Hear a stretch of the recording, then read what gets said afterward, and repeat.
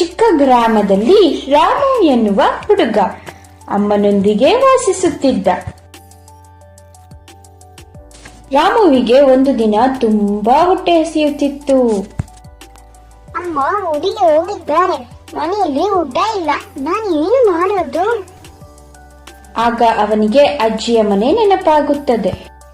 ಅಜ್ಜಿ, ನನಗೆ ತುಂಬಾ ಹೊಟ್ಟೆ ಹಸಿಯುತ್ತಿದೆ. ಆಗ ಅಜ್ಜಿಯು ಹಳೆಯ ಕೋಣೆಯಿಂದ ಒಂದು ತವಾವನ್ನು ಹಿಡಿದು ಬರುತ್ತಾಳೆ. ರಾಮು, ಈ ತವಾ ವಿಶೇಷ, ಅದು ಮ್ಯಾಜಿಕ್. ಇದು ಏನಾದ್ರೂ ಹಾಕಿದ್ರೆ ಸ್ವಲ್ಪ ಸಮಯದಲ್ಲಿ ಅದ್ಭುತ ಆಹಾರವಾಗುತ್ತದೆ.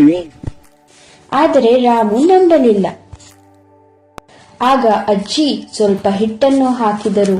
ಸ್ವಲ್ಪ ಸಮಯದಲ್ಲೇ ಅದು ದೊಡ್ಡ ಲಾಡು ಆಗಿತ್ತು. ರಾಮುಗೆ ನೋಡಿ ಆಶ್ಚರ್ಯವಾಯಿತು. ನಂತರ ಅಜ್ಜಿ ಹೇಳುತ್ತಾಳೆ, ರಾಮು, ಈ